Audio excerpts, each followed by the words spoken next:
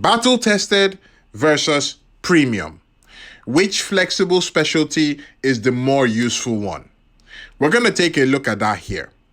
Hi, and welcome to Red Evony. I am Akayasha. You can call me Aka. Now, for anyone that doesn't know what we're talking about, a while ago, Evony released flexible specialties. So you have your general, and you could put a fifth specialty on that general. That specialty you can change at any time, hence why it's called flexible specialties. Now, these specialties are available in the flexible specialty pack, which comes every so often. And in this pack, you get the flexible specialty box where you get the chance to gain any of the premium specialties that we have there at random. This pack costs $100. And for people looking to get this pack, I highly recommend that you use Aptoid. By the way, guys, Aptoid codes are now live. The code for the channel, 007 AKA, not to be mistaken for the previous code, is live and is valid for 3 days. So if you're going to be getting any packs, whether the flexible specialty or something else, be sure to use Aptoid and use the code. So that's it for the premium flexible specialty, in a nutshell. Aside from the premium flexible specialty, Evony also released a different type of flexible specialty, which is the battle tested. Typically, you will get the battle tested specialty through SVS. If you come over here and you look at the SVS chests, let's just go down to them. If you scroll down, you'll see the specialty fragment battle tested. Not all of the SVS chests have this, but quite a few of them do.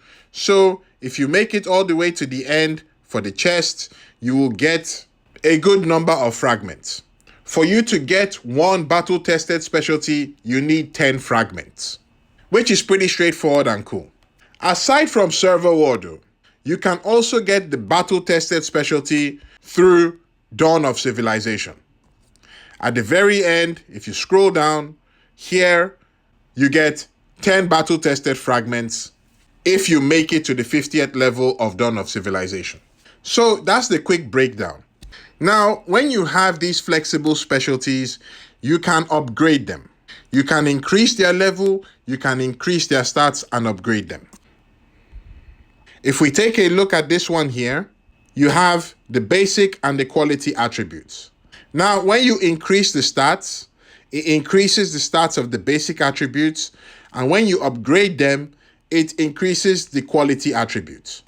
So if we check out the max level of this one, you can see all the stats and the quality attributes that you get for upgrading this flexible specialty. Now, to upgrade the flexible specialty, you need more fragments of the same type of specialty. Okay? So for this premium one, piercing arrows, you need more fragments of piercing arrows to be able to upgrade this one up until the max level. You have a similar situation with the battle tested. You can increase the stats for the battle tested using runestones, but to upgrade it to the max level, you need more fragments of the battle tested. Now, the question becomes, which one is better? If we look at the stats alone, the premium flexible specialties have better stats than the battle tested. Okay, so that one goes to premium. However, there's the cost involved. You would need to spend $100 to get the flexible specialty. You might not get the one that you want, in which case you have to spend again. And once you get the one you want, you need to spend more to upgrade it. My estimate is that in a best case scenario, you'd probably be spending around $500 to get one flexible specialty to the max level. That's in the best case scenario. And that's my estimate.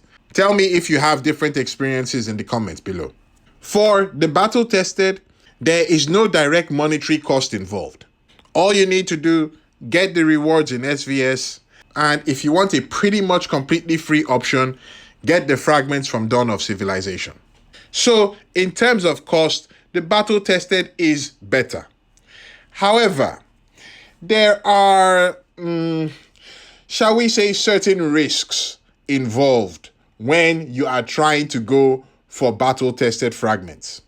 So that's something to keep in mind. Now, in terms of ease of access, the battle tested are by far easier to access for the majority of players in the game. The SVS boxes are open to everyone, and if you want to take a completely safe approach, you can do Dawn of Civilization. Depending on how patient you are, you could pretty much just grind out that event to get all the fragments that you need. So, battle tested is definitely more accessible. As for the premium, well, the premium is technically accessible to everyone as long as you're ready to bring out your credit card. In terms of usability, the battle tested can be used on pretty much any and all generals. And that is why it is more versatile than the premium ones. The premium, technically, you need to get the specific premium for the specific type of general that you're using. What do I mean? We look at this one. Max level stats is range HP, range defense, range attack. This one should be going on a range general. So if you got this, there is no point in putting it on your ground general. If we take a look at this one here, ground HP, ground attack, max level, you can clearly see that this is for a ground general. So for the premium, you need to select the specific specialty going on the specific general. You don't have that issue with battle tested. Battle tested can pretty much go on any general.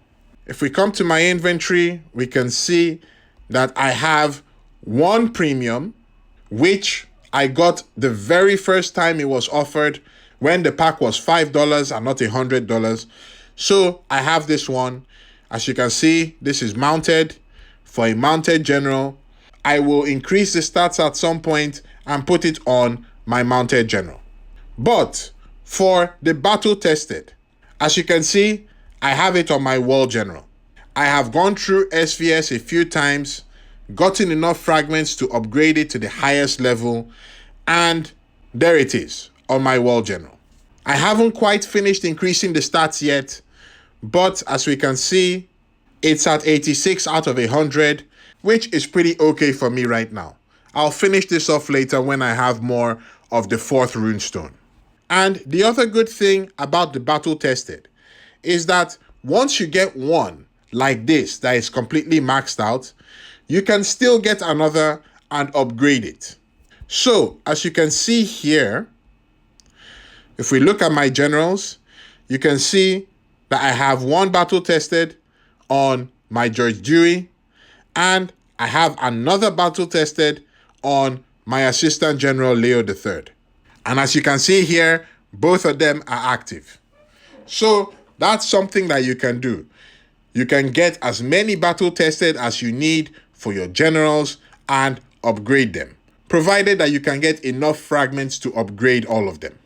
So for me, even though the battle tested doesn't give you as much stats as the premium, when you consider the ease of access, the ease of upgrading, and the fact that it is actually very useful, I think the battle tested was a great addition that Evony did.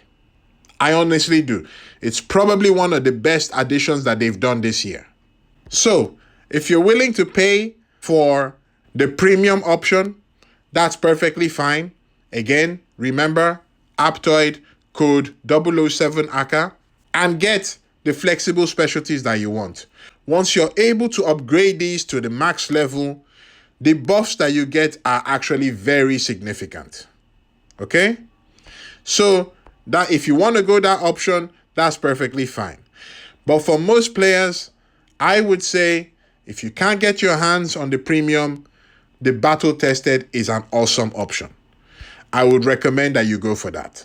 Now, while we're on the topic of getting the battle tested, like I've shown already, you can get some in the Dawn of Civilization event.